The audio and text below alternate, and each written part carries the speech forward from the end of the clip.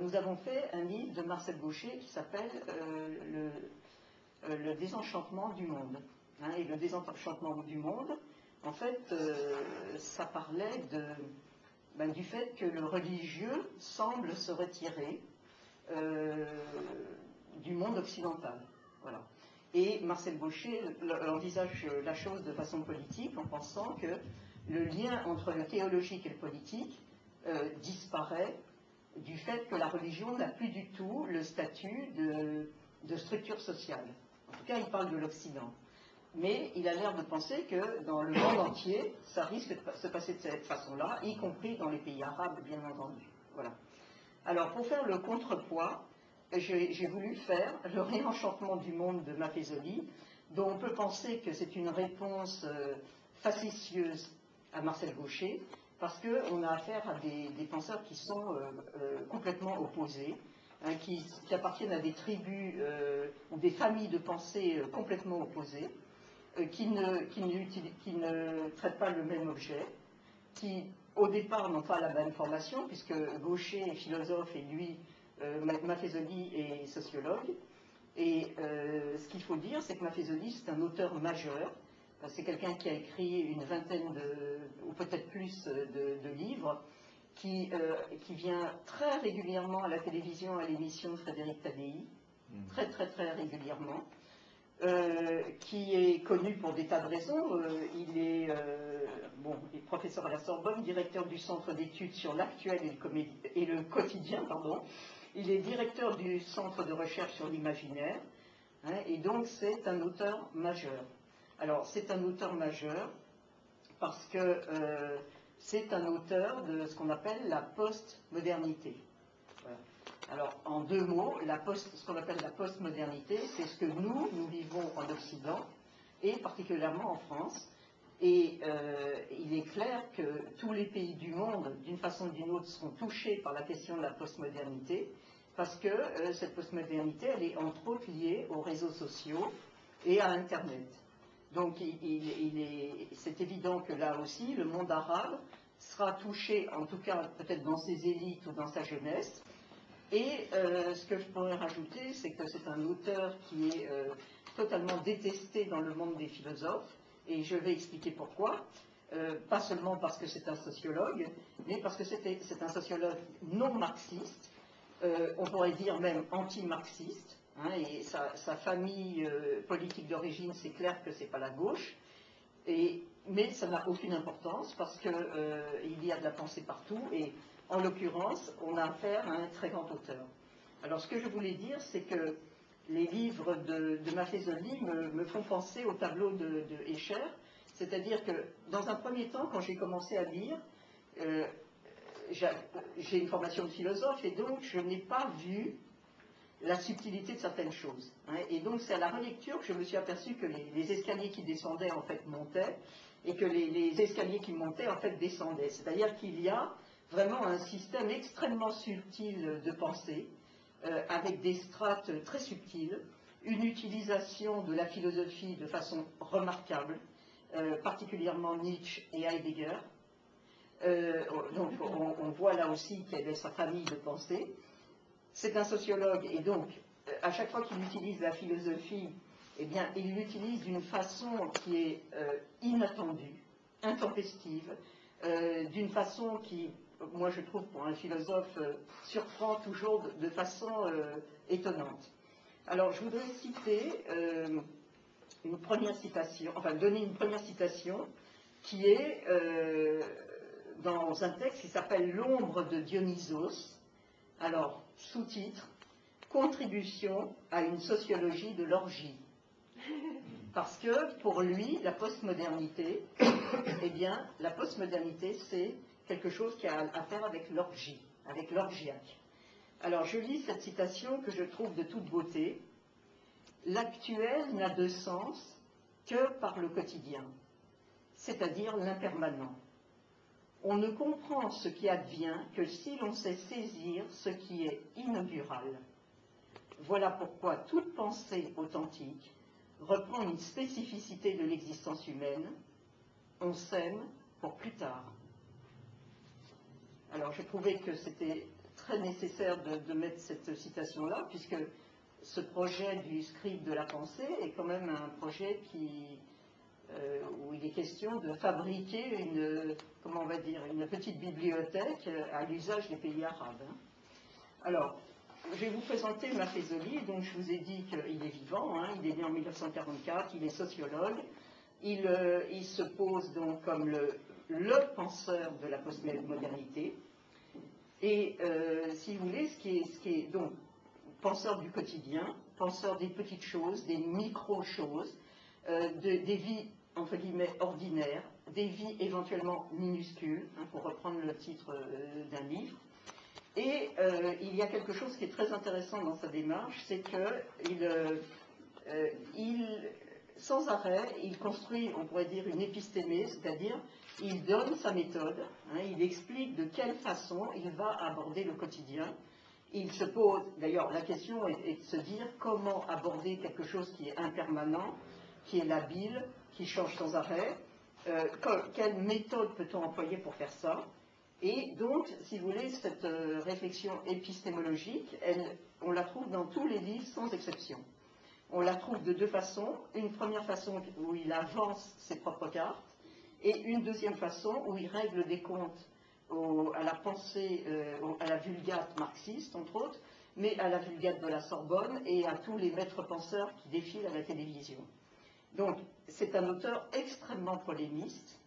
Extrêmement polémiste. Si je retrouve les passages, je vous lirai des passages où il flingue un certain nombre de gens. C'est vraiment les ordres de Staline, hein, c'est vraiment des trucs qui partent sans arrêt et qui partent avec raison en plus. Hein. Alors, donc c'est un penseur de la postmodernité et c'est quelqu'un qui pose comme épistémée qu'il faut penser avec son temps.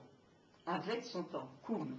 Ça veut dire qu'il faut penser avec bienveillance, c'est-à-dire de façon non critique.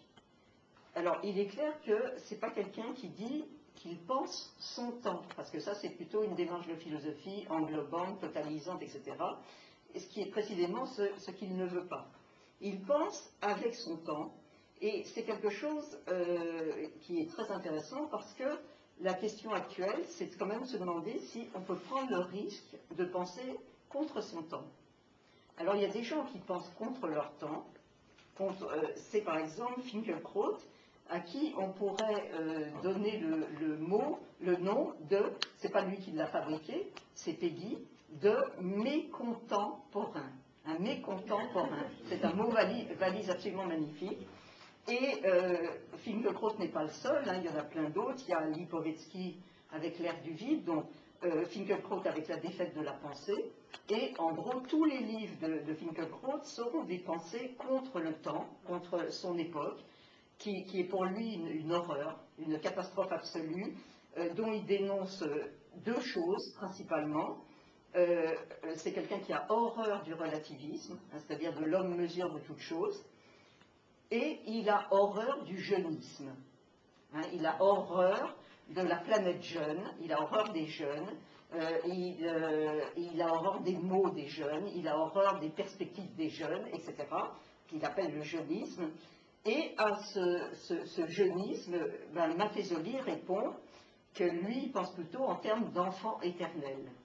Donc on est vraiment à deux pôles complètement opposés. Si on se mettait dans la problématique, je rigole en disant ça, la problématique de Blanche-Neige et des sept nains, Finkielkraut c'est grincheux, hein, et Maffezoli c'est joyeux. Voilà. Alors on a vraiment un qui est grognon, qui bougonne, qui n'aime pas, tout le dérange en fin de compte, et l'autre, il aime tout, je dirais même il kiffe tout, parce que c'est un peu ça qui ressort de sa façon de penser. Alors, cette épistémée, moi je la traduirais avec une phrase de Spinoza fort connue et que j'aime beaucoup, ne pas maudire les actions humaines, ne pas les mépriser, ne pas les déplorer, ne pas en rire, les comprendre. Eh bien, tout ça est chez Maffezoli. Hein, et encore, je dirais que ça n'a pas cette lourdeur, parce que chez lui, ce qui est posé, c'est une attitude d'accueil, de bienveillance, c'est-à-dire une attitude non seulement exempte de critique, mais aussi de jugement. Il n'y a pas de remise en question. Il n'y a pas une dialectique qui amènerait à penser que le négatif va produire du positif. Non, il n'y a aucune négativité, parce que Maffesoli, c'est quelqu'un qui a très peur de quelque chose, enfin qui redoute quelque chose et qui déteste quelque chose. Ça c'est un mot de Nietzsche, c'est la moraline. La moraline, c'est-à-dire c'est du moralisme, de la moralisation, de la normativité, de l'axiologie. Hein. Et donc, Maffesoli, c'est quelqu'un qui aborde, ce qu'il veut, c'est aborder la vie dans sa diversité, dans sa spécificité, dans sa créativité, dans sa labilité. Alors ça, c'est le premier point. Le deuxième point, j'avais mis au départ le réel a raison, mais même ça, c'est trop lourd. Le réel est le réel. C'est-à-dire le réel est bien. Voilà, le postulat de départ, le réel est bien, il n'y a rien acheté, hein, c'est comme dans la chanson de Brassens, il n'y a rien acheté. On n'est même pas dans la problématique de Platon, sauver les phénomènes, parce qu'on n'a pas besoin de passer par le ciel intelligible pour se rappeler qu'il faut sauver quoi que ce soit. Hein. Donc on n'est pas là-dedans, on est dans une posture qui est accueillir et aimer le présent. Et pourquoi doit-on aimer le présent? Pourquoi doit-on être un ami du présent? Ben, peut-être parce qu'on s'aime pour plus tard. Hein. Donc, chez Maffesoli, on est dans ça s'appelle holisme, c'est-à-dire on prend la totalité des choses ensemble. On est très loin de la posture biblique, de la séparation du ciel et de la terre, de ceci ou de cela, etc. etc.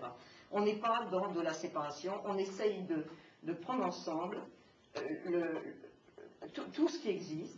Et par rapport à ça, j'ai pensé qu'on pouvait citer Nerval, hein, célébrer, bon, je le détourne un peu, le vivace et le bel aujourd'hui. Bon, alors c'est Mallarmé. Bon, alors, d'accord. Le vierge vivace et le bel aujourd'hui. Voilà, le vierge vivace et le bel aujourd'hui. Excuse-moi. Voilà. Alors, donc, son propos, c'est de célébrer la vie sous toutes ses formes. Hein, sous toutes ses formes, parce que ce qu'il dit, c'est qu'il y a quelque chose qui est plus intéressant que le sens de la vie, c'est la vie elle-même. Hein. La vie est création continuée, et en fait, ce qu'il propose, c'est de prendre la mesure des changements et la mesure des nouveaux liens sociaux en gestation. Alors, il fait une citation très intéressante, et il dit que pour un penseur, aborder les choses de cette façon-là, aborder la vie, sans a priori, sans critique, sans tout ce qu'on veut, ben c'est de l'ordre du dépaysement, que c'est quelque chose de très difficile de ne pas projeter sur la vie, sur tous les trucs qui nous paraissent quand même extrêmement bizarres, de la moraline, ou des a priori critiques, ou même du doute, etc., etc. Alors pourquoi ? Parce qu'il faut bien comprendre que toutes ces nouvelles façons d'exister, tous ces nouveaux liens, il faut bien comprendre que c'est eux qui fabriquent le lien social sur lequel tout se construit. Hein. Tout ce tissage que nous voyons à l'œuvre là, que je vais décrire, eh bien, c'est ce qu'on voit. Hein. Alors, j'avais préparé peut-être des citations, mais je ne sais pas si vous en voulez. Voulez-vous mes citations? Oui. Alors, voilà comment il propose son approche. Donc, il dit que c'est une présentation empirique, et il dit qu'il existe un ordre des significations propre à la démarche herméneutique, hein, d'interprétation. Et voilà comment il présente les choses. Démarche herméneutique, phénoménologique, s'inscrivant dans un relativisme généralisé. C'est-à-dire capable de voir et de penser tout à la fois la décomposition du monde moderne et de sa morale universelle, et l'émergence d'un autre, beaucoup plus fragmentaire, fait d'éthique juxtaposée. C'est cette complexité vivante qui est le défi auquel on est confronté. Donc on a bien compris, mais ça je vais l'expliquer, que ce que montre Maffesoli dans les histoires de postmodernité, c'est la saturation des concepts du monde moderne, donc je vais l'expliquer, et même, on pourrait dire, leur décomposition. Et je vais vous donner un exemple de décomposition, surtout dans un pays comme la France, la politique. Eh bien, quand des gens votent si peu, c'est que les mots, la politique et les mots de la politique sont arrivés à une saturation, ils sont vides de contenu, et il y a un mot qui revient sans arrêt chez Maffesoli, c'est que quand les choses sont devenues vides de contenu, ça devient des incantations. Hein, le mot revient 50 fois dans son livre. Hein. C'est-à-dire que c'est très beau de parler de la nation, le contrat social, la citoyenneté, tout ce qu'on veut, mais en gros, il ne dit pas que c'est du blablabla, il dit c'est une incantation, tout le monde s'en fout en fait, et il regrette quand même que les hommes politiques ne se soient pas aperçus que la société civile, en fin de compte, n'est pas du tout à l'avenant du monde politique. Hein. Alors voilà. Alors, toujours dans cette démarche épistémologique, la question donc du sociologue, c'est d'être à la bonne place, d'y voir clair, dans ce qui est, je cite, obscurément vécu. Alors là, j'ai mis page 29, donc je suppose que j'ai trouvé une perle, mais je ne me souviens plus laquelle. Enfin, le livre est une perle en lui-même. Hein. Voilà, c'était cette citation. Le terme épistémé signifie être à la bonne place afin de voir clair dans ce qui est obscurément vécu. Alors, évidemment, obscurément vécu, pourquoi? Eh bien, parce que le quotidien, c'est l'éphémère, c'est l'instable, c'est l'impermanent, c'est le labile. Mais pour Maffesoli, cette labilité, c'est le signe même de la vitalité. Mais la difficulté, c'est comment on va rendre compte de ce qui est labile. Eh bien, pas par des concepts, parce que le concept est trop cristallisant, si je puis dire, pas non plus par des définitions, parce que les définitions sont enfermantes, mais par des désignations. Et en fait, quelles sont les désignations qu'il faut aller chercher pour comprendre ce monde contemporain qui est quand même très étonnant pour les gens qui sont des vieilles choses comme certains d'entre nous. Eh bien, les désignations qu'il faut aller chercher, ce sont les invariants. C'est-à-dire qu'il faut bien comprendre que tout ce qui a l'air d'être bizarre, saugrenu, intempestif, étrange, etc., eh bien, c'est simplement des archétypes dont on ne voit pas les avatars. En fin de compte, pour Maffesoli, on a tout le temps affaire à... En fait, si vous voulez, les archétypes ne sont pas en... les archétypes sont quand même limités. Hein, le stock d'archétypes est limité. Hein. Bon, c'est un penseur qui a travaillé sur Jung. Hein. Le stock des archétypes, le stock des invariants, c'est quand même limité. Mais par contre, la prolifération des avatars, c'est à l'infini. Et rien n'est plus faux, évidemment, pour quelqu'un comme Maffesoli, de croire que les choses peuvent disparaître à tout jamais. C'est impossible. Elles deviennent, si vous voulez, elles passent en souterrain pour attendre le moment opportun pour ressurgir, au moment où on s'y attend le moins. C'est-à-dire que tous les gens, tous les parangons de la mort de Dieu, la mort de l'homme, la mort du théologico-politique, la fin de l'histoire, tous ces gens qui vous ont fait des annonciations pour un futur, comment on pourrait dire, intemporel, eh bien, sont complètement à côté de la plaque, parce que tout ce qui, si vous voulez, tout ce qui n'est pas visible est dans l'invisible et n'attend que le moment de se rendre visible, le moment historique positif pour être visible. Donc, comment traiter les avatars? Eh bien, les avatars, c'est en retrouvant les archétypes. Et c'est exactement ce que fait Maffesoli, par exemple, lorsqu'il retrouve un des grands archétypes, qui est Dionysos, Bacchus, etc. Tout ce qui est lié à l'orgie, à la démesure, à la folie du sexe, à la frénésie, à l'effervescence, à la folie des corps, etc., etc. Tout ça, c'est quelque chose qui a toujours existé, en même temps que se mettait en place une société très policée, très dirigée, très normative, mais ça a toujours existé. Hein. Donc, j'ai vu que j'ai mis 74, une petite phrase. Alors, voilà, il faut admettre avec lucidité, avec humilité, que les lois morales sont extrêmement variables, et le retour cyclique de ce que l'on avait cru dépasser est là pour nous le prouver. Les lois fondamentales de l'être humain, quant à elles, varient fort peu. Ces dernières revêtent une apparence contemporaine, c'est tout.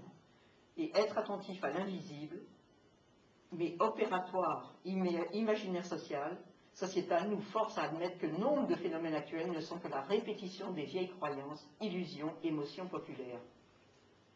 Voilà. Alors, c'est pas pour dire qu'il n'y a rien de nouveau sous le soleil, hein, c'est pas du tout quelqu'un qui pense de cette façon-là. Il y a beaucoup de nouveautés, il y a des choses tout à fait nouvelles vraiment tout à fait nouvelles, mais ces choses nouvelles, c'est du bricolage avec d'autres choses qui existaient avant. Donc voilà pour ce qui est de la question de l'épistémé, qui est rappelée dans tous ces livres. Hein, dans tous ces livres, c'est comment être à la hauteur, si je puis dire, du quotidien. C'est ça le truc de Maffesoli. Comment être à la hauteur des petites choses. Comment avoir l'humilité pour un penseur, pour quelqu'un qui est de la Sorbonne et de plein de lieux, comment trouver l'humilité de parler des petites gens, de parler de ces petites gens qui justement ont des imaginaires beaucoup plus riches que les bourgeois, parce que les bourgeois sont très normés. Hein. C'est évident que quand on va dans les grands appartements bourgeois, on va trouver des canapés de cuir, quelques objets design, on est à peu près sûr de trouver à peu près les mêmes partout. Alors que, bon, il ne parle pas de ça, c'est moi qui parle de ça, c'est évident que l'imaginaire du nain de jardin, c'est quand même quelque chose. Bon, alors, donc deuxième partie, après première partie épistémologie, deuxième partie, c'est un penseur de la postmodernité, mais avant de penser la postmodernité, il faut savoir ce que c'est que la modernité. Et là, on a une réflexion totalement extraordinaire de synthèse, d'intelligence de l'histoire de la pensée et de la philosophie, parce que pour lui, la modernité, en fin de compte, c'est le gant retourné de la tradition. C'est la même chose, c'est le même mode de fonctionnement, avec d'autres concepts. Et qu'est-ce que c'est que ce mode de fonctionnement? C'est une économie du salut, c'est-à-dire c'est une eschatologie. Alors, eschatologie, ça veut dire que l'eschatologie, c'est un discours sur la fin des temps, sur vers quoi nous allons. Hein. Alors, si on est dans la tradition, c'est le royaume de Dieu, hein, mais si, ou la cité de Dieu, si nous sommes dans la modernité, eh bien, c'est le royaume de la raison, du rationnel, hein, de la science, de la technique, de la morale universelle, etc., etc. Et donc, en fin de compte, on s'aperçoit qu'après la tradition, on a donc la modernité qui utilise, en fin de compte, les mêmes syntagmes, les mêmes paradigmes, mais en les sécularisant. Voilà, c'est la seule chose, c'est qu'on sécularise. Et les deux attitudes procèdent exactement de la même chose pour Maffesoli, à savoir, on est toujours en train de projeter sur ce qui doit être, non pas sur ce qui est, une détestation du quotidien, qui est trop plat, trop banal, trop nul, pas transcendant, etc., etc. Une haine de la vie, alors ça on retrouve quand même tous les thèmes de Nietzsche, hein, et même si ce n'est pas dit exactement de cette façon-là, on comprend bien que ce qui est mis en question là-dedans, c'est quand même la critique de l'idéalisme. Et l'idéalisme, comme l'avait très bien vu Nietzsche, c'est l'antichambre du nihilisme. Pourquoi? Parce que si on est toujours à vouloir porter son regard sur des temps à venir, c'est que les temps présents ne nous contentent pas, hein, et on substitue au réel ce qui doit être. Hein, ce qui doit être.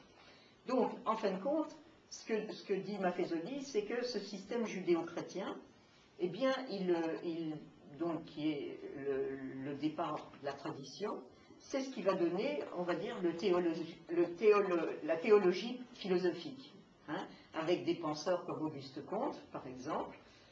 Et en fin de compte, on se retrouve avec les mêmes choses, à savoir autant messianiques qui sont censés nous amener vers la cité de Dieu.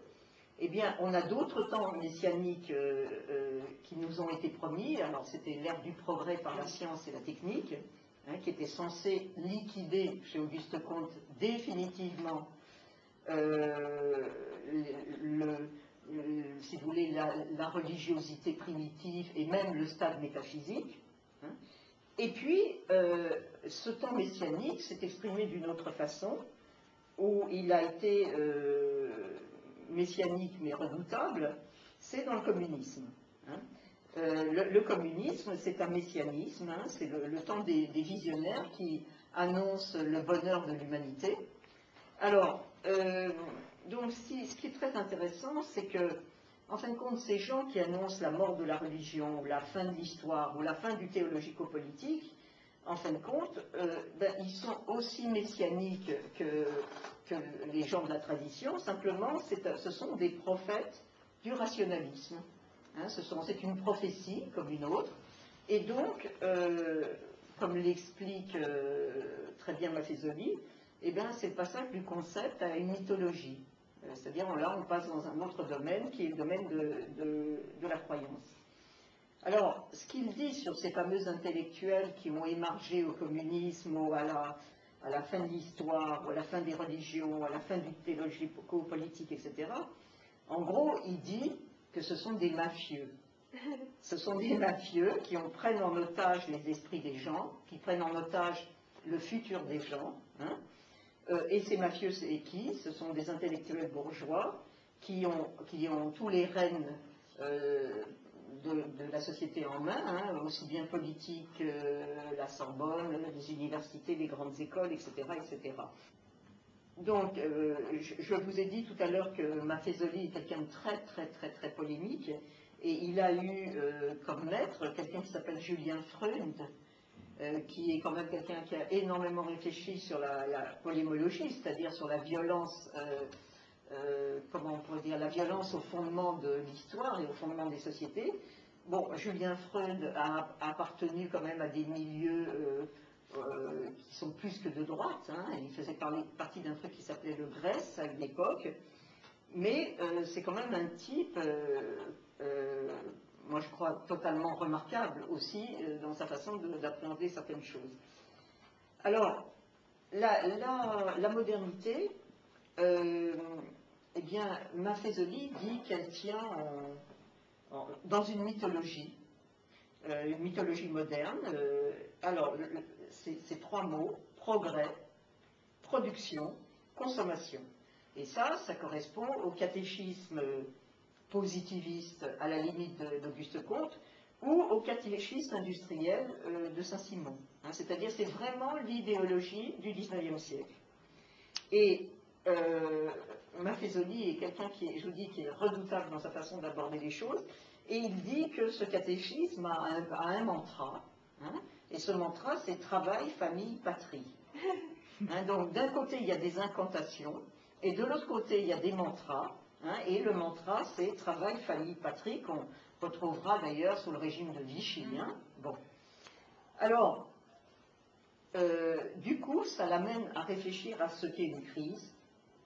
Et une crise, pour lui, ce n'est rien d'autre que de constater qu'il y a saturation, que quelque chose est usé jusqu'à la corde, et ce qui est usé jusqu'à la corde, on pourrait dire que c'est l'idéalisme. Et donc, une crise, c'est un jugement porté sur ce qui est en train de s'achever.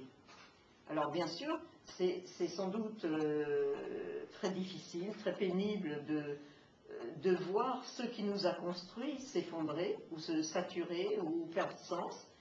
Mais si, en fait, on veut se régénérer, si on veut renaître, il faut impérativement se mettre au niveau des nouvelles pousses, hein, des nouvelles choses qui naissent. Hein, il faut se régénérer de cette façon-là. Donc, en fait, ce que montre Maffezoli, c'est que toutes les choses ont un pic ascensionnel, un endroit qu'on pourrait peut-être même appeler un climax, et puis, tout d'un coup, hein, ça redescend. C'est-à-dire qu'au moment où ça redescend, ça se sature. Au départ, on ne fait pas attention à la saturation, à l'appauvrissement. Et au moment où on a affaire à une crise, eh bien, c'est le moment où la saturation est au maximal, hein, et où on ne peut plus se réconforter des choses qu'on a connues. Et de quoi avons-nous une saturation? Eh bien, on a une saturation, pour Maffezoli, de tout ce qui fait la modernité, c'est-à-dire le sentiment de la toute-puissance, le logocentrisme, le je maître de soi et de l'univers, les grands idéaux eschatologiques, les grands concepts, la norme, la morale, la liberté, hein, la politique, etc., etc. Donc, je redis ce qu'il dit, quand ils sont en train de mourir, ils sont des incantations, et à ce moment-là, ils ne vivent plus que sous la forme de mantras. Hein. Alors que, en dessous, hein, de façon souterraine, il y a des forces vives qui redémarrent. Hein. C'est la loi de la vie qui reprend du dessus. Hein. Et si on veut bien prêter attention, il y a le frétillement de la vie, l'effervescence de la vie.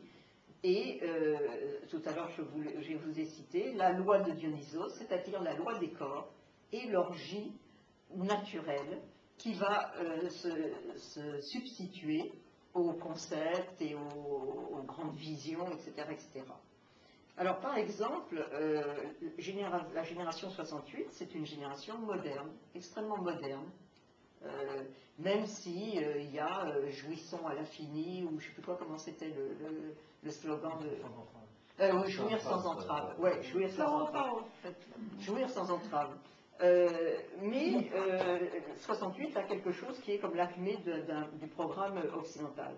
Alors que la génération actuelle, c'est une génération postmoderne, et autant la génération 68 et ce qui en a découlé est une génération individualiste, autant la génération postmoderne, ça c'est le grand machin de Maffezoli, c'est pas du tout une génération individualiste, c'est au contraire une génération de tribus.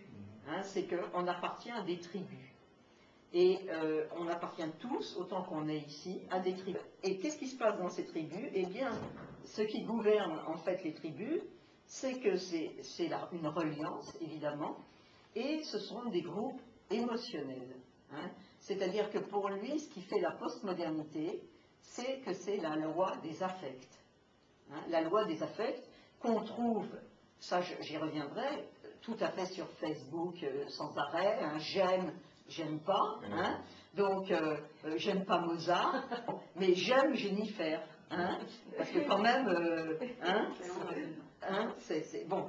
Alors, donc, ça c'est très très important, et ce qu'il désigne par les affects, etc., c'est-à-dire on sort de la raison abstraite, on sort de l'idéalisme, on sort des grands mots, des grands concepts, des grandes idées, des grands idéaux, des grandes abstractions, des grands mots, etc. Eh bien, et surtout la grande abstraction pour lui qui est vraiment, qui n'est absolument pas possible, c'est la notion d'universalisme. Alors l'universalisme, alors ça on sait bien que la pensée de droite déteste de toute façon tout ce qui est lié à l'universalisme, qui est pour elle une abstraction, et préfère évidemment les réalités incarnées.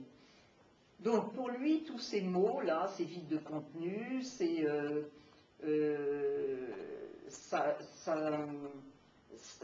coexiste évidemment parce qu'il y a des tas de gens qui y tiennent, et pour cause, c'est qu'ils ont le pouvoir avec ça. Mais en fait, si on regarde bien dans la société civile, personne ne croit à ces momeries. Personne ne croit à ça. Personne ne croit que travailler plus pour gagner plus. Personne ne croit vraiment à ça, parce que tout le monde sait que les stock options et tous ces machins-là, c'est travailler moins et gagner beaucoup. Hein, et tout le monde sait bien comment fonctionne le capitalisme. C'est pour vous donner un exemple. Donc, en fait, ce qu'il dit, c'est que la vision moderne est une vision simpliste, même simplette de la réalité, et pour une raison très simple, c'est que, alors, je vais utiliser un vers de Genet, et je vais l'utiliser pour le comprendre du point de vue de Machiavelli. Quand Genet dit « la vie s'écoule à la mort enlacée hein, », la vie s'écoule à la mort enlacée. Eh bien, ce qui caractérise la postmodernité, c'est qu'on ne se fait pas un shoot idéaliste que le progrès nous attend, le bonheur nous attend. Le bien s'écoule au mal enlacé. Ce qui caractérise les jeunes générations, c'est qu'elles ne se font pas d'illusions. Elles ne se font pas d'illusions. Et justement, parce qu'elles ne se font pas d'illusions, nos futurs, ça veut dire il faut arrêter les momeries. Il faut arrêter de croire que dans un futur lointain, alors, par exemple, quand je pense au futur lointain, vous savez, je pense à la statuaire soviétique. Vous savez, voilà, on regarde loin parce que l'homme nouveau est en train d'apparaître. Hein, l'avenir est radieux. Radieux, hein, c'est le terme qui est employé. Le nouvel homme est en train d'advenir, et ce nouvel homme, eh bien, évidemment, il est débarrassé des passions misérables, d'avidité, de ressentiment, de jalousie, etc. Hein, et ce monde-là est prêt à arriver, évidemment. Voilà. Alors, le bien s'écoule au mal enlacé, c'est vraiment ce qui caractérise les jeunes générations, de ne pas se faire d'illusions sur la vie, c'est-à-dire de savoir que le mal est là. Le mal est là, toujours, tout le temps.